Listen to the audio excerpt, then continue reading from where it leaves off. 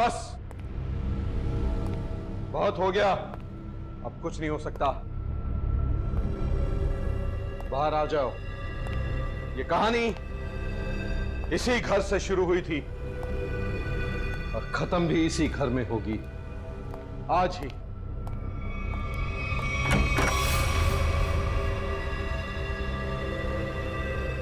छुपने का कोई फायदा नहीं, बाहर आ जाओ। सुना तुमने?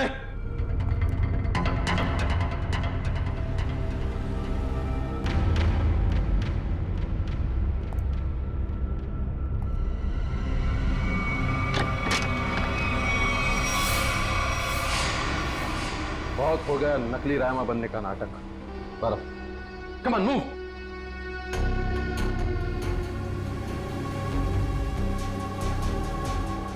कौन हो तुम?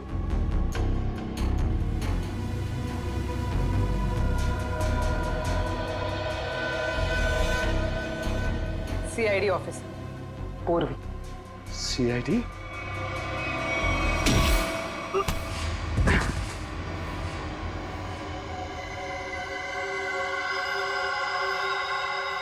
मैं और राइमा एक दूसरे से बहुत प्यार करते थे, इसलिए जब हीरोइन का रोल राइमा की जगह प्रीति को मिला तो तुम्हारे दोनों कानों से धुआं निकलने लगा है? हाँ, हम स्मृति को सबक सिखाना चाहते थे, इसलिए हमने उसके अतीत के बारे में रिसर्च शुरू की। राइमा को पता चला कि एक्ट्रेस बनने से पहले स्मृति ड्रग्स के कारोबार से जुड़ी थी। इसलिए राइमा ने स्मृति को ब्लैकमेल करना शुरू कर दिया। क्यों? स्मृति को लगा कि उसका करियर खत्म होने वाला है, उसके रीलॉन्चिंग के सपने पर पानी फिर जाएगा, इसलिए उसने और उसके बॉयफ्रेंड विराज ने एक किलर को रायमा की सुपारी दी। ये तो अच्छा हुआ कि उस किलर की गोली से रायमा नहीं मरी, बल्कि वो अपराधी खुद उस आग में जलकर मर गई।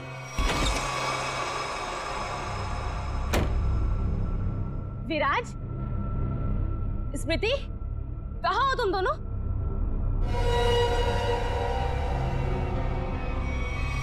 कौन हो तुम? जिया। जिया? कौन जिया? और ये दरवाजा क्यों बंद कर दिया? ताकि तुम्हें अकेले में तोहफा दे सके। हाँ? स्मृति और विराज को ब्लैकमेल करने का तोहफा। हाँ? और क्या कर रही हो तुम? सुना है आग से जलकर मरने में बहुत दर्द होता है। आग? छोड़ो मुझे, प्लीज, गोली मत चलाना। मौत से बचकर कहाँ भाग रही हो? मौत से तो आज तक कोई नहीं बच पाया। छोड़ दो मुझे, प्लीज छोड़ दो मुझे, गोली मत चलाना, प्लीज छोड़ दो मुझे, छोड़ दो मुझे। कोई आखिरी ख्वाहिश?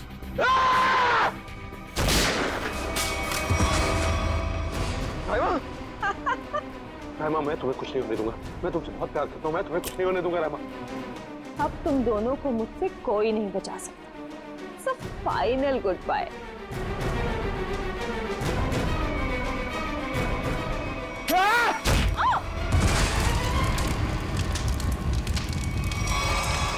कुछ कहना है, समझ नहीं आ रहा कैसे कहूँ। यार परेशान तो है वो। जब तुम बीती बातें भूल चुकी हो तो दया सर के बारे में बात करने से तुम्हें इतनी तकलीफ क्यों हो रही है? मैंने तुम दोनों को ये बताने के लिए बुलाया कि मेरे और सिद्धार्थ की सगाई की डेट फिक्स हो गई है। तुम ये शादी किसी दबाव में तो नहीं कर रही हो ना? क्या डेट फिक्स हुई है एंगेजमेंट की? 28 सितंबर। श्रेया ने जो फैसला लिया है उसके पीछे कोई तो वजह है, पर क्या वजह हो सकती है?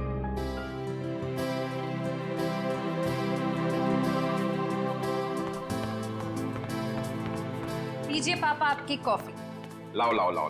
बिल्कुल वैसी जैसे आपको पसंद है। गरम है आराम से।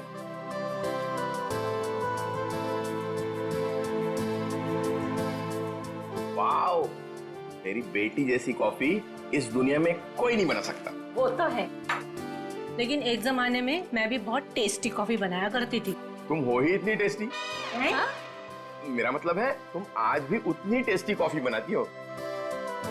आप भी ना बेटी के सामने कुछ भी बोल रहे हो। क्यों, क्या हुआ?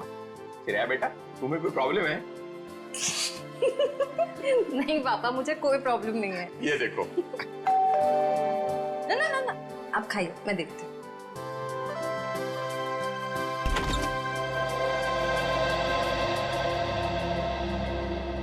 सिद्धार्थ, क्या हुआ, चौक गई मुझे देखकर? सिद्धार्थ बेटा, आओ अंदर आओ। बैठो, मैं तुम्हारे लिए अरे कॉफी। नहीं श्रेया, मैं थोड़ा जल्दी में हूँ। मैं ये एंगेजमेंट कार्ड दिखाने आया था।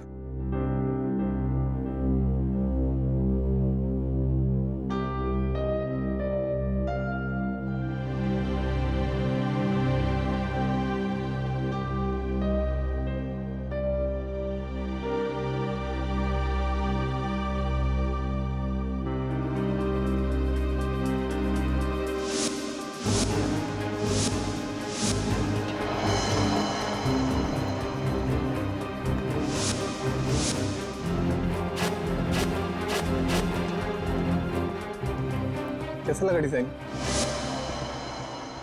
कार्ड पसंद नहीं आया? कोई बात नहीं, दूसरा बनवा लेंगे। नहीं नहीं, कार्ड अच्छा है।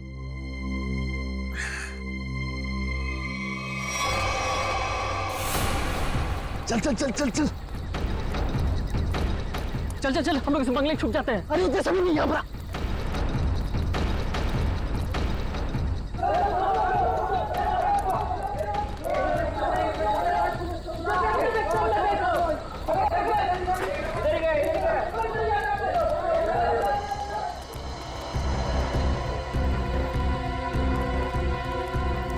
चल चल निकलते हैं यहाँ से।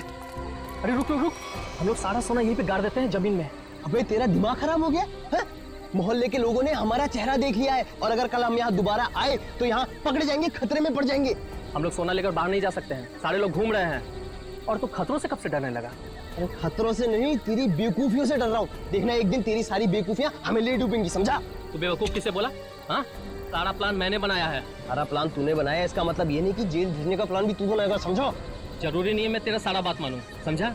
सोना यहीं गाड़ेंगे, यहीं। अच्छा, गाड़ के दिखा। अच्छा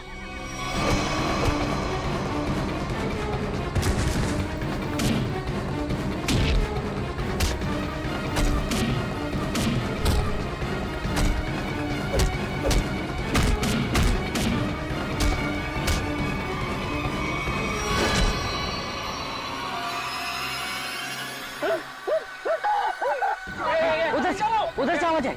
चल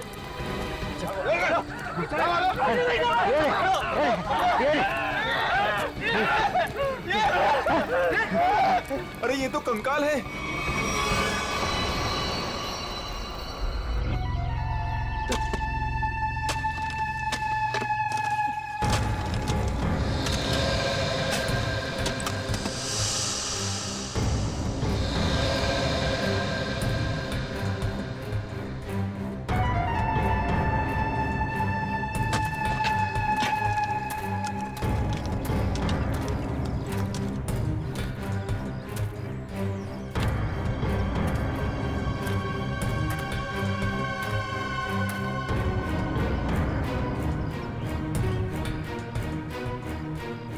कैसा दिमाग होता है इन मुजरिमों का। खून करके मन नहीं भरा तो डिजाइन बना दी हड्डियों की। सचिन, तुम दोनों एक काम करो, घर के अंदर से अच्छी तरह से तलाशी ले, देखो कुछ ना कुछ मिलता है क्या। हा? बॉस ये देखो, उस सिर पे रहने ये डिजाइन हाथ और पैर की हड्डियों से बना। ये देखो, ये पैर की हड्डी और ये हाथ की हड्डी। टांगों की हड्डियां अलग अलग लोगों की हैं। हाँ तारिका, अलग अलग इंसानों की है। बस मुझे लगता है कम से कम 2 लोगों का तो खून हुआ है यहाँ पर। सर, हाँ विक्रम। सर, ये बाकी की हड्डियां मिल गई है, इन्हें यहाँ पे दफना के रखा गया था। एक एक हड्डी संभाल के उठाओ, हैं? एक एक हड्डी। ये देखो, जरा देखो, घर के अंदर कहीं खून के निशान मिलते हैं क्या?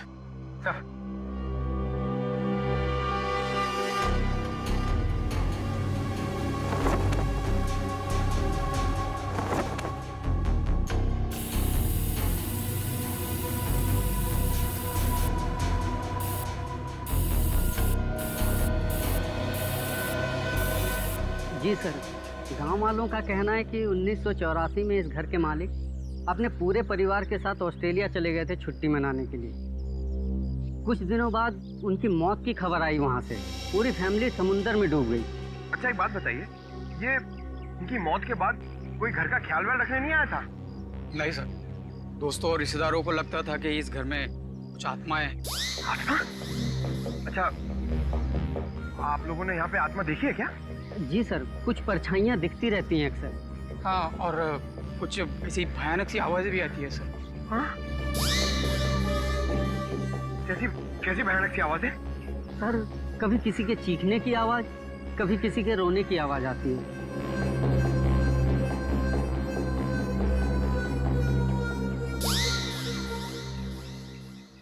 सड़के, इन सारी हड्डियों को देखकर लगता है कि खून एक आदमी का हुआ है और एक औरत का भी।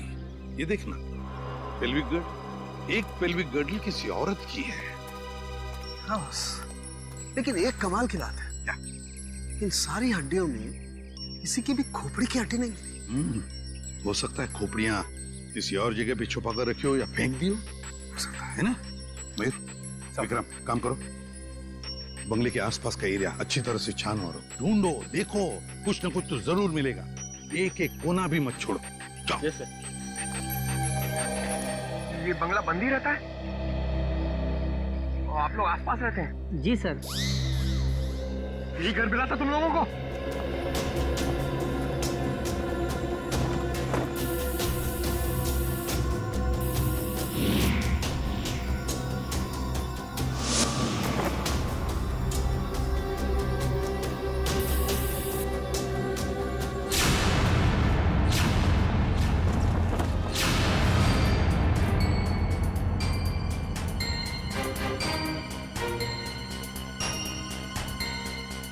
सूखा हुआ खून। सर, ये टेप रिकॉर्डर और ये प्रोजेक्टर मिला है। टेप रिकॉर्डर और प्रोजेक्टर और ये सूखा हुआ खून, इसका मतलब कोई ना कोई बहुत गहरा राज छिपा है इस बंगले के अंदर। सर, सर, खोपड़ी तो कोई नहीं मिली, मगर ये कार की चाबी मिली। कार की चाबी है ना, बड़ी अजीब बात।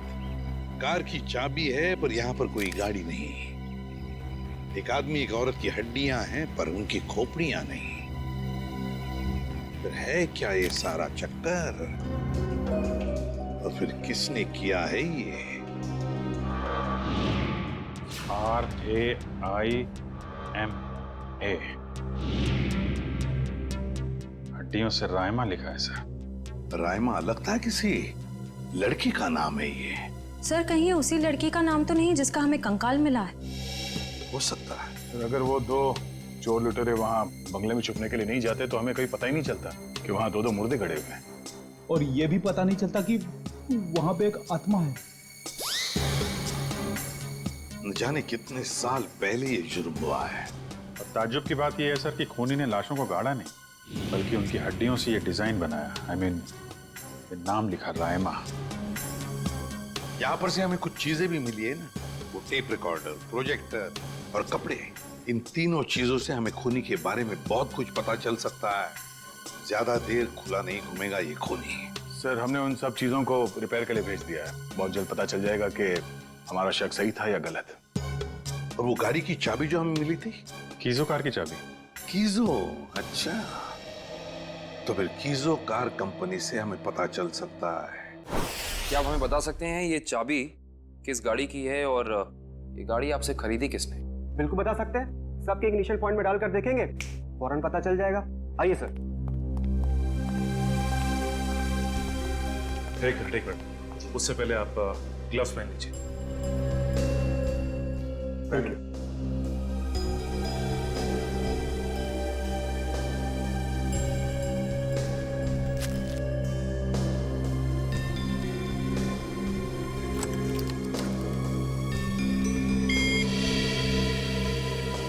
नहीं सर।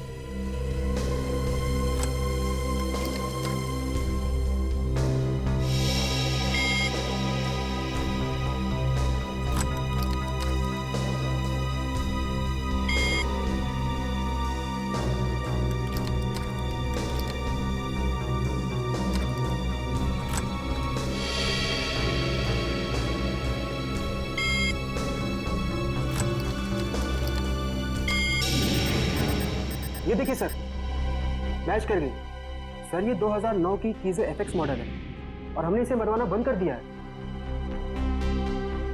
कीजो FX 2009 model. आपके किसी कस्टमर ने कोई रिक्वेस्ट की थी ऐसी चाबी की डुप्लीकेट चाबी बनवाने की? पता करने में तो बहुत वक्त लग जाएगा। तो ठीक है, आप पता कीजिए। तब तक हम ये पता करते हैं कि 2009 के कीजो एफएक्स मॉडल की कितनी गाड़ियां चोरी हुई थी।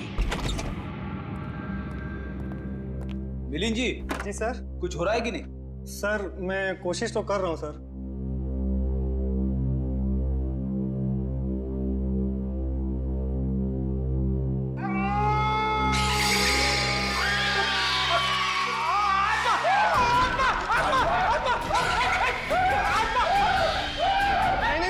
नहीं सर, आत्मा नहीं है, ये तो गलती से फेडर खुल गया था।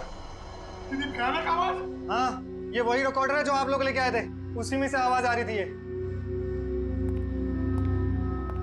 सर, ये आत्माओं ने शॉर्टकट मारना शुरू कर दिया है। ये अपनी आवाज यूज नहीं करती हैं, इस टेप रिकॉर्डर में आवाज डाल के यूज करती हैं। पंकज, ऐसा भी हो सकता है कि वहां पे कोई आत्मा हो ही ना, कोई इंसान ही ये सब खेल खेल रहा हो। मिलिंद जी।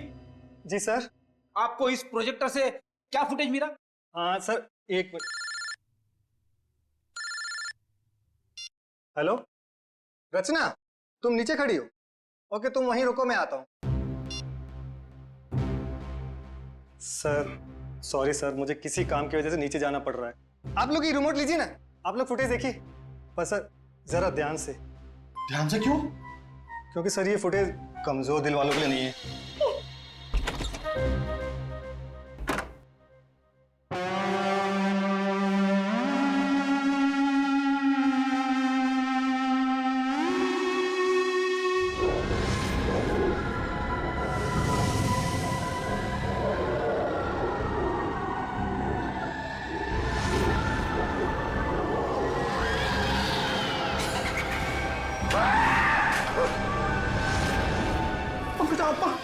पंकज, बंगला नंबर 13 की आत्मा यहाँ आ गई।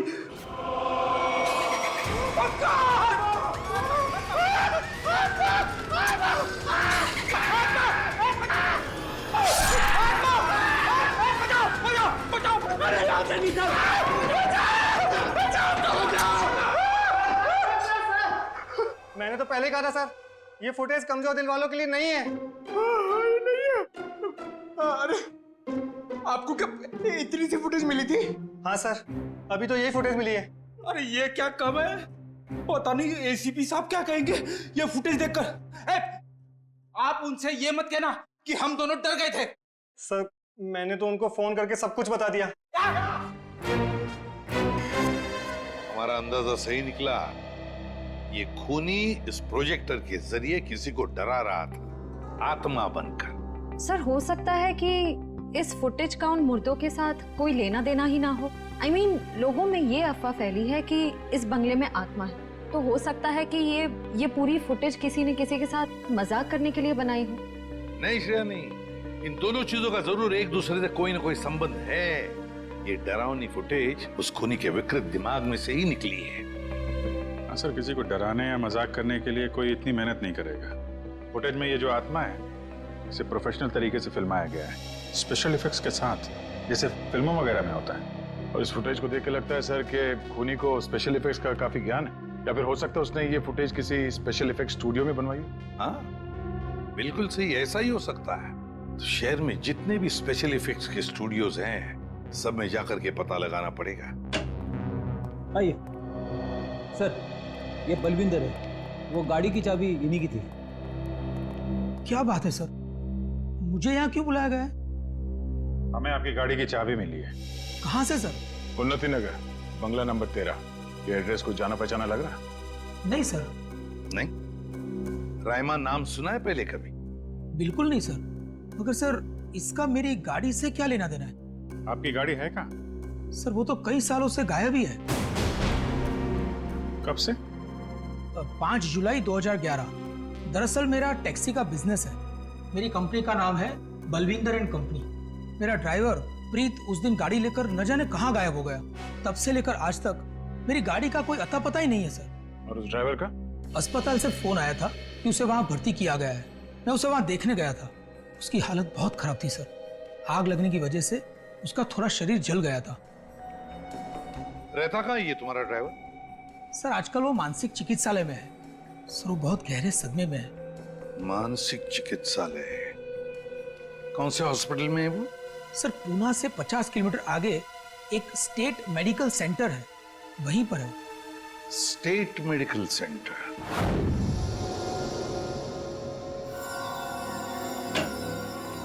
हाँ तारिका जी, कुछ बात बनी? सर चेक कर रहे हैं ना, कुछ ना कुछ तो पता चल ही जाएगा। भाई साहब, मैं दिखाई नहीं दिया आपको? दिखाई? अरे सर आप तो सपने में भी दिखाई देते हैं। हाँ सर, आज सुबह ही सपना देख रहा था। जैसे ही मैं फॉरेंसिक लैब में आता हूँ, आप इस केस के बारे में कुछ ऐसी बातें बताते हैं कि शाम तक खून ही पकड़ा गया। विजीत, तुमने सपना देखा? जी सर। और सपने में मुझे देखा? जी सर। ना, तुमने सपने में तारिका जी को देखा होगा। जी सर। नहीं सॉरी सर, क्या कह रहे हैं सर आप भी? तो बताइए डॉक्टर साहब, इन कंकालों ने अपनी आप बीती बताई? हाँ, थोड़ी बहुत बातें पता चली है। सबसे खास बात ये कि ये कंकाल वक्त के साथ कंकाल नहीं बने। खूनी ने इन्हें मारने के बाद तुरंत इन्हें कंकालों में बदल दिया है। मतलब खूनी ने इनकी खाल को एसिड से जला दिया है।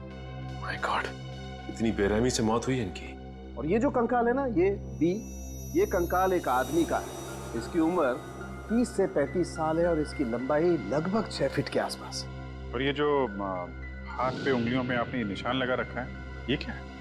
हाँ, दरअसल इसकी उंगलियों में, इसकी कलाई पे मुझे बहुत कुछ टूट फूट दिखाई दी। मतलब ये आदमी अपने हाथों का बहुत ज्यादा इस्तेमाल करता है। शायद ये किसी ऐसे प्रोफेशन में होगा जहाँ हाथों का काफी इस्तेमाल होता है, या तो कोई मजदूर या फिर कोई आर्टिस्ट। और ये दूसरा कंकाल लड़की का, उसे क्या पता चला? दया, इस लड़की की उम्र लगभग 30 साल। इसकी लंबाई 5 फीट 4-5 इंच है, बस इससे ज्यादा कुछ पता नहीं चल पाया। और ये जो ड्रेस पे खून लगा है, इसका क्या? टेस्ट करने से पता चला कि ये खून नहीं है, लमाइन रेड नाम का केमिकल है, जिसका इस्तेमाल ज्यादातर फिल्म्स, टीवी सीरियल्स और नाटकों में किया जाता है, नकली खून दिखाने के लिए। तो इसका मतलब किसी ने पूरी तैयारी कर रखी थी, ये बंगला नंबर 13 में किसी को डराने की। पकड़ा जाएगा, वो खूनी भी है और वो डराने वाला भी, अगर दोनों अलग अलग है तो। डॉक्टर साहब, कितना टाइम लगेगा ये पता करने के लिए कि कंकाल कितना पुराना है? थोड़ा वक्त लगेगा दया, तुम तो जानते हो कार्बन डेटिंग में थोड़ा वक्त लगता है।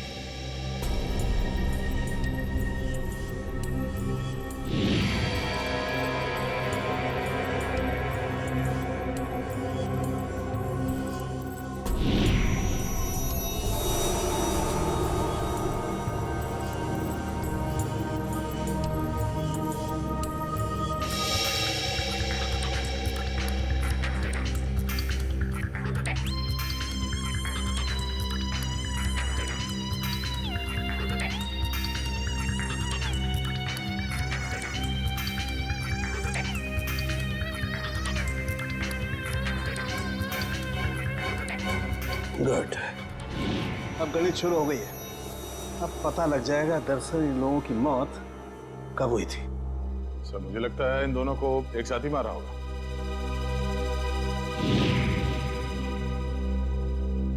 36 से 38 महीने पहले। मतलब 3 साल पहले? 2011 में मौत हुई है इनकी।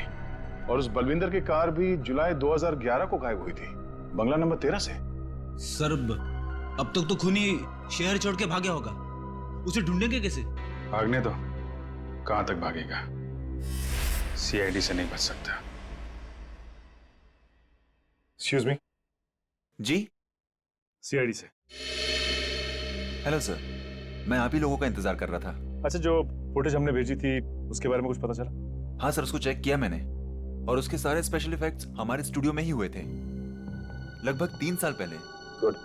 उस फिल्म का नाम क्या था? सर फिल्म का नाम था आत्मा की चीख। हाँ, और सर वो फिल्म पूरी नहीं हो पाई थी। अधूरी फिल्म की फुटेज? सर वो फिल्म तो अधूरी थी ही, साथ में हमें हमारा पूरा पैसा भी नहीं मिला। कौन से बैनर की फिल्म थी ये? प्रोडक्शन हाउस का नाम क्या था? सर वो नए लोग थे, और उस प्रोडक्शन हाउस का नाम था, एक मिनट, हाँ सर, उसका नाम था magic media works. Magic media box.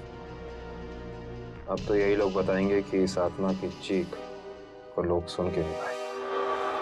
ब्रीत की हालत भी पिछले 3 सालों में बिल्कुल सुधार नहीं हुआ।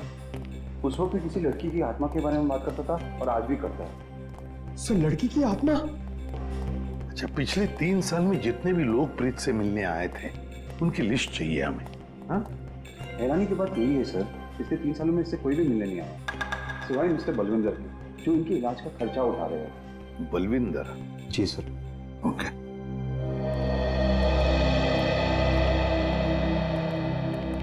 प्रीत, ये सीआईडी ऑफिसर्स है, ये तुमसे कुछ बात करना चाहते हैं। सीआईडी?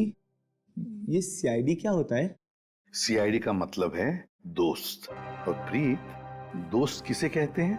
जो अपना सुख दुख दूसरे दोस्त के साथ बांटता है ना? और हम सब तुम्हारे दोस्त हैं, तो अब तुम हमसे तुम्हारे सुख दुख बांटोगे ना? ठीक है दोस्त। देखो प्रीत, अब मैं तुमसे कुछ कहूंगा, कुछ पूछूंगा, इन सब चीजों का बड़े शांत दिमाग से मुझे जवाब देना। याद करो, जुलाई महीना 2011, तुम उस रात बंगला नंबर 13 में गए थे 2 लोगों को लेकर। हाँ, 2011 बंगला नंबर 13। बंगला नंबर 13, क्या हुआ था वहां पर? तुम लोग मेरे दोस्त नहीं हो, तुम लोग मेरे दोस्त नहीं हो। राइमा ने भेजा ना तुम लोग को मुझे मारने के लिए। राइमा ने भेजा ना? नहीं, राइमा ने नहीं भेजा है। हम लोग दोस्त हैं तुम्हारे। हाँ, पक्का? बिल्कुल पक्का, राइमा ने नहीं भेजा है हमें। अब बताओ, क्या हुआ था उस रात उस बंगले में? है? बंगला नंबर 13। एक आदमी और औरत ने पैसे दिए थे मुझे उन्हें वहां ले जाने के लिए। ये क्या? राइमा चीख रही है, राइमा चीख रही है, मुझे मार देगी, मुझसे बदला लेना चाहती है। राइमा तुम्हारे पीछे है। ये बात करने की स्थिति में नहीं है अभी। आई एम सॉरी डॉक्टर साहब, 2 मिनट और। सॉरी, मैं आपके केस के लिए मैं अपने पेशेंट की जान खतरे में नहीं डाल सकता। Please cooperate. ठीक है। मुझे मार देगी, मुझसे बदला लेना चाहती है। अभिजीत, एक बात तो पक्की है कि उस रात प्रीत बंगला नंबर 13 में एक आदमी और एक औरत को लेकर गया था, और हमें जो कंकाल मिले हो शायद उसी आदमी और उस औरत के हो। हाँ सर, ये आत्मा वाला ड्रामा करके उनको डराया, मार डाला, फिर सर अलग कर दिया ताकि पहचान ना हो सके। सर, ये प्रीत बार बार राइमा आ रही है ऐसा क्यों बोल रहा है? कहीं राइमा जिंदा तो नहीं? इस बात का तो पता लगाना ही पड़ेगा कि प्रीत की बातों में कितनी सच्चाई है और कितना भ्रम। लेकिन एक बात तो पक्की है, इस राइमा का इस केस के साथ कोई ना कोई संबंध जरूर है।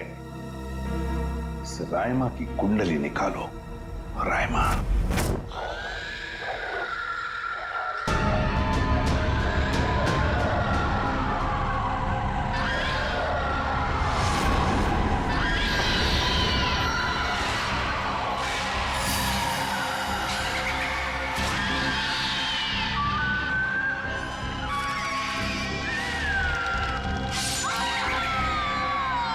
ये फुटेज आपको जिस बंगले से मिली वहां खून हुए? जी हाँ, 2 खून। वैसे ये फिल्म की फुटेज आपकी है ना? जी हाँ। क्या बताऊं सर, बड़ी ही मनहूस फिल्म थी। 10 सीन ही शूट किए थे, फिर फिल्म बंद हो गई। और बंद होने के बाद इस फिल्म के सारे राइट्स मैजिक मीडिया बॉक्स के पास आ गए, if I am not wrong, है ना मिस्टर आलोक? अब इस तरह के फुटेज तो हमारे पास काफी पड़े रहते। अब पता नहीं ये फुटेज उसके हाथ कैसे लग गए। मतलब आप भी मानते हैं कि ये फुटेज गलत हाथों में लग गए, जिसका उसने गलत फायदा उठाया और 2 खून किए? शायद कोई बाहर वाला होगा। लेकिन आपको ऐसा नहीं लगता कि कोई अंदर वाला भी हो सकता है? क्योंकि ऐसा काम करने के लिए अंदर वाले के लिए कोई आसानी ज्यादा होती है। वैसे इस फिल्म पे आप लोग क्या क्या काम कर रहे थे? सुनील राइटर था, आलोक डायरेक्टर और मृणाल कॉस्ट्यूम डिजाइनर। और आप प्रोड्यूसर, राइट? जी। आप में से कोई राइमा को जानता है? राइमा हमारे फिल्म की हीरोइन थी। सर, आप कैसे जानते हैं राइमा के बारे में? आप एक काम कीजिए मिस्टर आलोक, आप अपनी फिल्म की हीरोइन राइमा को यहाँ बुला लीजिए। वो एक्चुअली कई साल पहले रायमा एक हादसे में आग में जलकर मर गई। मर गई? अच्छा, रायमा की कोई तस्वीर या फोटो? मृणाल, फोटो ले आओ। जी सर। एक मिनट, अभी आपने कहा कि वो जल के मर गई, लेकिन कैसे? ज्यादा कुछ तो पता नहीं है, क्योंकि उसके और हमारे बीच तनाव हो गया था। और वो क्यों? वो एक्चुअली हम रायमा को अपनी फिल्म में हीरोइन लेना चाह रहे थे, पर बाद में हमने अपना इरादा बदल लिया और स्मृति को हीरोइन ले लिया और रायमा हो गई साइड एक्ट्रेस। तुम मेरी जगह ये छिपकली को हीरोइन बनाना चाहते हो? तुम्हारा दिमाग खराब हो गया है? रायमा, तमीज से बात करो। मैंने तुमसे कहा ना, अगली फिल्म में तुम्हें हीरोइन बनाऊंगा। इस फिल्म के किरदार के लिए तुमसे बेहतर स्मृति। अच्छा, तो ये बात पहले क्यों नहीं सोची जब मुझे फाइनल किया था? ये फिल्म इंडस्ट्री है रायमा, यहाँ किसकी किस्मत कब यू टर्न मार जाए कोई नहीं कह सकता। ये फिल्म मेरी किस्मत में थी, मुझे मिल गई। इंतजार करो, सिर्फ इंतजार। एक दिन तुम्हारी जिंदगी ऐसी दिशा में चली जाएगी जिसका अंत गहरी खाई में होगा, समझी तुम? क्या तुम मुझे धमकी दे रही हो? धमकी ही समझ लेना। रायमा रुको, रायमा। सूरज गया था रायमा को मनाने के लिए, लेकिन कोई फायदा नहीं। एक हफ्ते बाद खबर आई कि एमजे स्टूडियो में आग लगी है और रायमा की मौत हो गई। मुझे अफसोस है, अगर रायमा हमारी फिल्म की हीरोइन होती तो शायद ये दुर्घटना ना होती और आज वो जिंदा होती। आलोक जी, आप एक काम कीजिए, आप अपनी फिल्म की नई हीरोइन स्मृति, उनको यहाँ बुलाइए जरा। मैंने उसे कॉल किया था, उसका फोन लगा नहीं, और आर्ट डायरेक्टर विराज का भी वो फोन डेट बता रहा था। विराज और स्मृति से मिलना पड़ेगा। सर, ये रहे फोटो। ये है रायमा। रायमा ने स्मृति को धमकी दी, उसके बाद रायमा खुद मारी गई। तो फिर ये खून कर कौन रहा है? इसका जवाब तो अब विराज और स्मृति से मिलकर ही पता चलेगा। मैंने पता किया, ये विराज और स्मृति इस ब्लू रोज प्रोडक्शन हाउस में काम कर चुके हैं। गुड निकल, इससे पूछते हैं। अरे सुनिए भाई साहब जी, ये विराज शंकर है, आर्ट डायरेक्टर है, काफी टीवी में और फिल्मों में सेट लगाए हैं इन्होंने। इन्हें पहचानते हैं आप? नहीं सर, मुझे नहीं मालूम। जी, आगे पूछते हैं। एक्सक्यूज मी, हम लोग सीआईडी से। जी, आप विराज शंकर को जानते हैं? विराज शंकर? हाँ सर, मैं जानता हूँ। वो बेचारे बहुत कर्जे में थे, पर फिर पता नहीं क्या हुआ उनका। उनका कोई एड्रेस, कोई पता? सर, इस बारे में कुछ ज्यादा तो पता नहीं है, लेकिन उनको ऑफिस कहीं अंधेरी में है। अच्छा, ये फोटो को ध्यान से देखिए। स्मृति ये फिल्मों में काम करती है, पहचानते हैं आप इन्हें? जी हाँ, इनकी बंद फिल्म के बाद इनको कोई प्रोड्यूसर फिर से रिलॉन्च करना चाहते थे, लेकिन सर ये पता नहीं क्यों बदकिस्मती से ये 2011 में अमेरिका चली गई और उसके बाद फिर लौट के आए हैं। ये स्मृति का कोई अता पता जहाँ हम उनसे मिल सकते हैं? हमें तो नहीं पता, पर उस एजेंसी पर उसका पुराना एड्रेस होगा जहाँ पर उन्होंने चमकार वॉशिंग पाउडर का विज्ञापन किया था। ठीक, थैंक यू। ज्यादा एजेंसी से स्मृति के घर का पता निकलवाते हैं।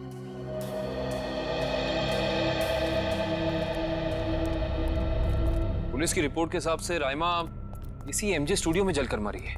पता नहीं काबिल, लेकिन ये बात इतनी सीधी है नहीं जितनी की लग रही है। जैसा कि फाइल में लिखा हुआ है कि स्टूडियो में आग लगी रात के 2 बजे।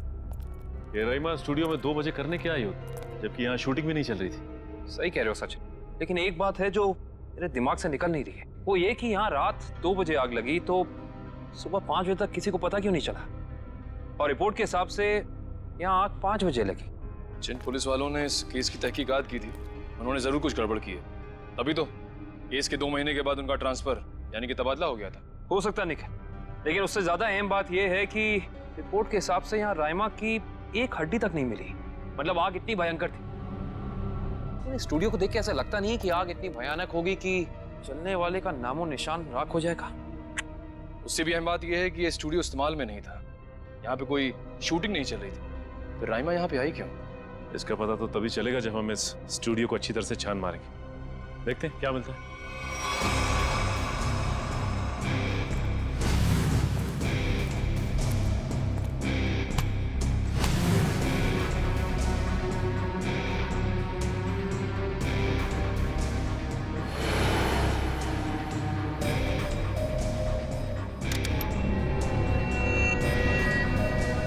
ये देखो, जली हुई गन।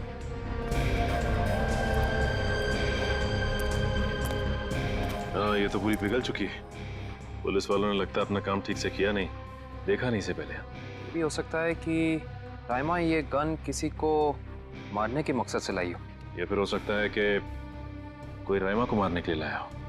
ये भी पॉसिबिलिटी है। जरूर कुछ है यहाँ, देखते हैं और क्या मिलता है।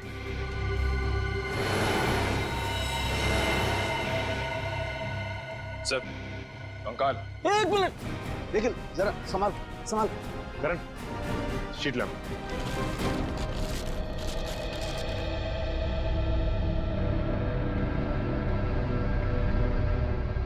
एक बार कंकाल, वो भी पूरी तरह से जला हुआ।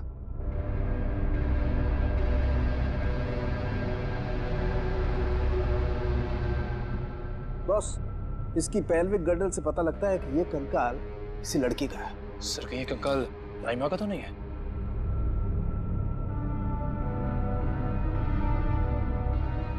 और इसकी लंबाई 5 फीट 6 इंच है। और राइमा की लंबाई 5 फुट 3 इंच। इससे साफ पता चलता है कि ये कंकाल राइमा का नहीं बल्कि किसी और का है।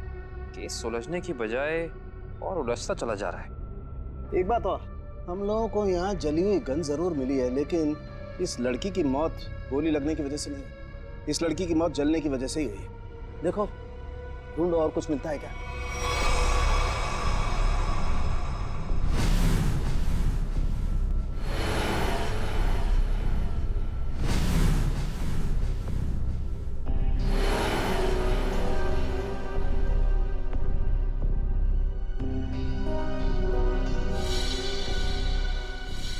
सर ये देखिए सर, बाल बाल।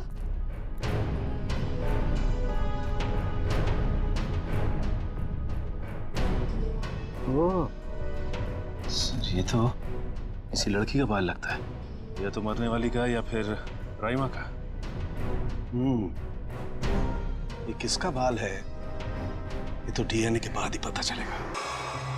और राइमा, उसका क्या हुआ? जिंदा लाश बन गई वो। तब मैंने ठान लिया, अब मेरी जिंदगी का सिर्फ एक ही मकसद होगा, स्मृति और विराज की बर्बादी। मैंने उन्हें यकीन दिला दिया कि राइमा जिंदा है, इसलिए वो लोग यहां आए, उस ड्राइवर को लेके जिसने एमजे स्टूडियो में आग लगाई थी।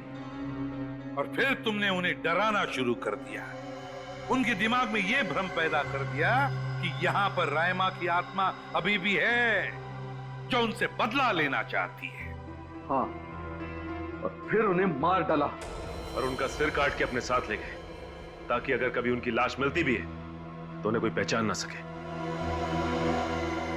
बेवकूफ हो तुम, बेवकूफ। अगर कानून की मदद लेते तो उन दोनों को वैसे ही सजा होती, मगर नहीं, तुमने कानून को अपने हाथों में लिया, उन दोनों को बेरहमी से मार डाला। और राइमा, उसका क्या, कभी सोचा तुमने?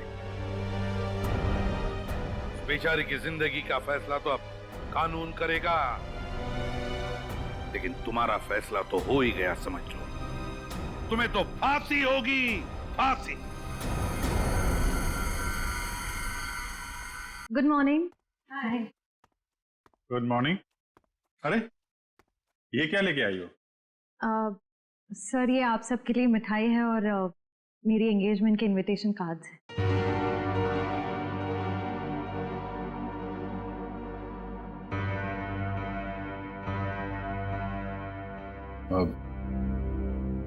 तारीख पक्की होगी? जी सर, 28 सितंबर। अच्छा, दो हफ्ते बाद ही है। काफी तैयारी करनी होगी आपको तो। सर, ज्यादा कुछ तैयारियां करनी नहीं, सिद्धार्थ को भी मेरी तरह एक छोटा सा ही फंक्शन चाहिए था। ये तो बहुत अच्छी बात है। Congratulation Shreya. Thank you sir. चलो मुंह मीठा कराओ। हाँ श्योर।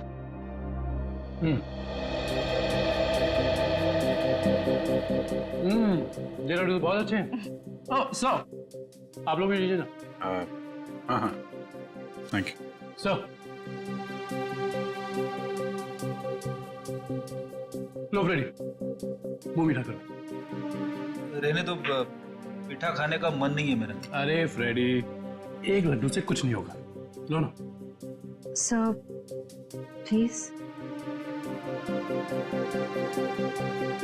ये हुई ना बात पूर्वी। तुम ही लो श्रेया। नहीं सर, थैंक यू, लेकिन आप सबको जरूर आना है। ये भी कोई पूछने की बात है श्रेया? हम सब जरूर आएंगे, है ना सर?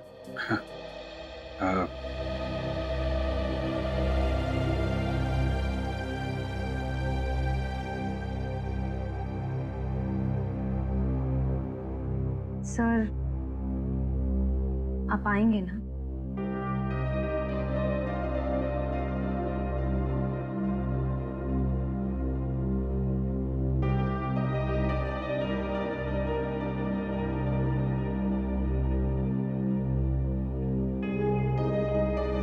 हाँ, मैं जरूर आऊंगा।